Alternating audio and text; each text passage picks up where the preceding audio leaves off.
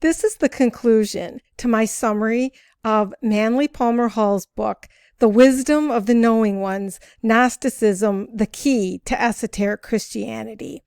And I'm going to be going over two main topics that Manly P. Hall covers in the book. And that is the parallels between Eastern and Western philosophy and meditation symbols in Gnostic and Christian mysticism. Manly P. Hall writes in his book, The Wisdom of the Knowing Ones, that many parallels exist between Eastern and Western philosophy. His thesis is that the cause of the spread of syncretism was what he terms an intellectual emergency. He explains that Greek philosophy fell into decline and Greece was under Rome's dominion, while Roman philosophy itself had little to offer. At the same time, Egyptian learning had also declined as a result of the falling under the thumb of Rome. In addition, the religion of the Jews was increasingly coming under the pressure of Rome, and though Christianity was emerging, it had yet to gain much respect from scholars. In a nutshell, according to Hall, Western man had reached a point of no return because the institutions he had built were collapsing. He had either to reject his faith or reform it. In Asia, a similar phenomenon was taking place. Hinduism had been dealt a blow from the introduction of Buddhism, but the problem with Buddhism was that its moral code was too stringent. Very few people were able to renounce the material aspects of life, and as a result, Buddhism was in danger of becoming an order of monks. In China, there was constant warfare and an exploitation of the common person. Taoism, the mystical philosophy of Lao Tzu, which was an extremely advanced philosophy, was devolving into a kind of practice of ceremonial magic. Confucianism struggled as well, because it became a mechanism to bolster up the aristocracy, and even though its philosophy was sound, it was not able to produce leaders who worked in the interest of the people instead of their own self-interest. One of the Buddhist teachers that instituted reform in Buddhism was Nagarjuna. Nagarjuna studied and venerated the great Buddha Amitayus. What did Nagarjuna teach that was to become important in the descent of Eastern metaphysics? And how did this teaching compare with that of Western mystical revivals? Manly P. Hall concludes that the teachings of the two were very similar, so much so that probably some contact took place between the two schools of thought. Hall suspects that Neoplatonism, Gnosticism, and Hermeticism are Europeanized adaptations of esoteric Buddhism. The way contact took place between these systems was likely caravan routes that ran between Asia and Europe. The mystics of both East and West recognized three levels of knowledge and three ways of attaining that knowledge. First, knowledge is to be attained by study and research of the sacred truths of religion and philosophy. The second way of attaining knowledge is via spiritual intuition. Hall describes this as the stimulation of the inner resources of the individual, by which he comes to sense or feel within himself the reality of his own spiritual life. In other words, we can follow our own inner guidance. The third means of attaining knowledge is described as standing face to face with reality. This is also described as an illumination or mystical experience. The three levels of knowledge can be likened to the 3 degrees of spiritual instruction of the Jewish Kabbalists. The Torah or Law of Moses was given for the purpose of teaching about the will of God. The soul of the law, however, or the Mishnah, was for those who had the intuitive ability to understand the underlying mystery behind the literal scriptures of the Torah. The third and truly esoteric doctrine was the Kabbalah. This contained the secret instructions by which the person could experience direct participation with the essence of God. One important point of agreement between Eastern and Western philosophy is that man is not primarily a physical being. Perfection of material institutions can never lead to the attainment of ultimate good. Early Christian asceticism, however, with its doctrine of renunciation of all worldly goods and ambitions, was no more successful than the earlier doctrines of primitive Buddhism. It was impractical to think that a religion that demanded total renunciation would be able to attract many followers. However, even though Gnostics accepted belief in a luminous universe that exists beyond the physical existence, and that a vast invisible process works behind the veil of what man can perceive with his senses, eventually this vision gradually faded. Manly P. Hall says, "It became convenient to merely expect a kind of spiritual morality, to strive ever to live well in the hope of earning a better destiny. Where this destiny would occur, even if earned, was uncertain. The visible became the fact, and the invisible faded away as far as man's consciousness was concerned. Northern Buddhism would likely not have survived without its dynamic concepts of the unseen. It developed an entire artistry which portrayed the likenesses of the Buddhas and Bodhisattvas. This esoteric school of Buddhism is known as Yogacara. The center of Tantric Buddhism gradually moved out of India and established strongholds in China and the deserts of Central Asia. Though Gnosticism waned, Buddhism still survives. According to Hall, its ancient rites are still performed to this day, with numbers of adherents in Japan at nearly 10 million. There are also practitioners in China, Korea, and Tibet. The Gnostics attempted to bridge Eastern and Western learning. They were convinced that there was only one form of knowledge that was universal. However, to the Christian writer Clement of Alexandria, the Gnostic doctrine was heresy. He rejected the notion that an Eastern philosophic structure should be imposed upon Christianity. This is the reason Gnostic teachers and their system of learning was attacked by the Church Fathers. Gnosticism affirmed the Eastern belief in reincarnation. However, this viewpoint was unpopular among Neoplatonists and rejected probably due to its reliance on transcendentalism and esoteric practices. Gnostics were also influenced by tantric beliefs that came out of Northern Asia, especially the concept of Shakti, or female consorts of the deities. However, Manly P. Hall points out that the Shakti were not intended to represent actual goddesses, but rather the personification of the feminine polarity or energy. Another point of agreement between Eastern and Western philosophy is the significance of uniting the feminine and masculine polarities, the bringing together of the positive and negative principles. In Northern Asia, the deity called Prajnaparamita represents the feminine principle and the embodiment of universal wisdom, a bodhisattva. She may be compared with the Greek Athena, the Roman Minerva, the Egyptian Isis, and the Gnostic Sophia. In this role, she is identified with the entire structure of initiation into the sacred institutions we know as the mysteries.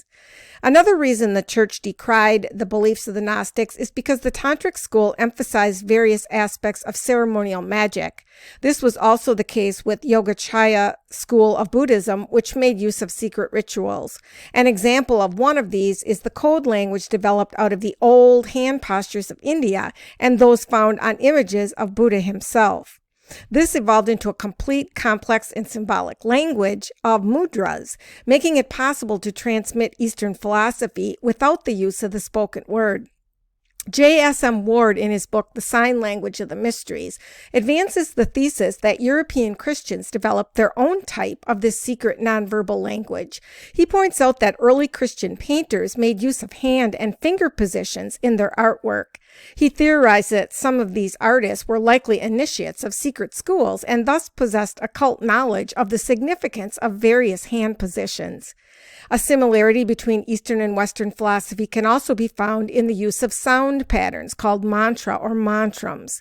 A mantra or mantram is a sacred utterance, a numinous sound, a syllable, word, or phonemes, or group of words in Sanskrit, Pali, and other languages, believed by practitioners to have religious, magical, or spiritual powers. Some mantras have a syntactic structure and literal meaning, while others do not. There is some evidence to indicate that the Gnostics used invocations or incantations in order to conjure spirits and cast out demons, purify the minds of practitioners, and invoke the divine presence. This may be compared to the practices of transcendental magicians of Egypt and the magical Kabbalists of early Europe, who were also influenced by Eastern practices. Similarly, there's a parallel between the use of the magic circle in both Eastern and Western culture. Kabbalists and necromancers in Europe used the magic circle, while Hindus and Buddhists used the mandala, which is similar. One writer on Buddhist Tantra commented that the mandala had many meanings, but was also a magic circle within which spiritual beings could be invoked in the name of raising the consciousness of the adept.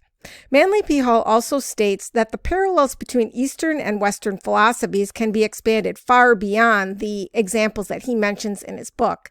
He says both groups made use of charms, mysterious spell letters, numerical designs, and protective amulets. He sees the Gnostic tradition as significant because it added a metaphysical factor to religion that did not exist in established Christianity. Gnostics looked for hidden meanings in their sacred writings instead of accepting literal stories and texts without question. To the Gnostics, all of the ancient scriptural works were symbolic and had deep meanings that were concealed underneath the literal text. For the many, the masses, there was the exoteric form of religion, in obedience to the forms and letters of the religious law. But for the initiated, there was the esoteric form of religion and the possibility of transformation of the human being. Gnostics understood that religious organizations were merely gateways. State and religious institutions could not provide humans with truth and the experience of mysticism. In order to achieve this, they thought, the individual must be able to release his own internal spiritual content. If he could not earn the ability to do this, he was not entitled to learn the truth offered by the esoteric doctrines. One symbol found on Gnostic gems was the god Harpocrates, who was represented as a child with a finger to his lips, indicating the use of discretion. That which is intended for the initiated must not be profaned by being cast before swine. Harpocrates represented the right of the individual to keep silent about the mystery of his own inner life.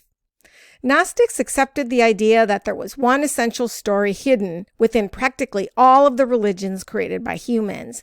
They discovered that practically every religion whose followers met on the pathways along the Silk Roads connecting East and West had the same basic belief in astrology, the idea that the heavens, the stars, and the planets were deities. Regardless of names and dates and places and stories, the Gnostics realized that all were worshiping the same principle, that there had always been only one principle. The Gnostics transformed almost all of the New Testament into a mystical testimony of the secret of human regeneration. They were emanationists, and according to Manly P. Hall, their philosophy of life was based upon the Mithraic ladder of the Persians and the Greeks. Gnostic symbols of emanationism depicted the polarization and separation of two forces, spirit and matter.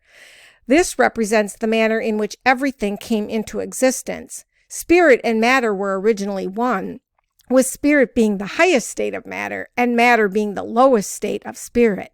This basic Gnostic concept was later taken up by the early writers of Rosicrucianism. The symbolic ladder that is shown leaning against the cross as the body of Christ is brought down from the cross is a Gnostic symbol, but it is also a Christian symbol as well. To the Gnostics, however, the literal image of the historical Jesus is transformed into the mystical Christ. The ladder symbolizes the pattern of levels of emanations coming down in waves from the divine power. The divine light travels down into the abyss of matter.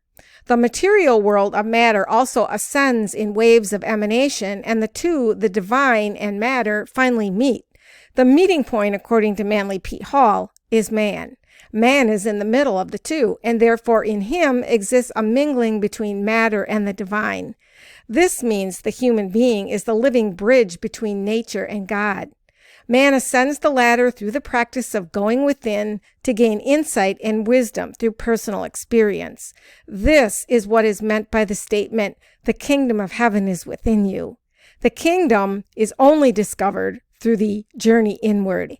This is the process of spiritual unfoldment. The regeneration of the body makes possible the descent of the spirit. This is the mystery of the Philosopher's Stone, the transmutation of base substances into spiritual essences. Through this process, the adept is born from the mystery of the Great Mother. In various belief systems, the Great Mother is called by different names, including Isis, Sophia, Maya, and Mary. The Great Mother is the symbol of the mystical discipline which gives birth to the Redeemer of the world. The cross is yet another symbol that is universal. It represented not only the death of Christ, but was the symbol of balance in matter for the Pythagoreans. Hall says it represents the human body within which the soul is crucified, as well as representing the directions of space. In Egypt, the cross was the symbol of water because water is synonymous with life. The Gnostics taught that the crucifixion represented the great cosmic mystery.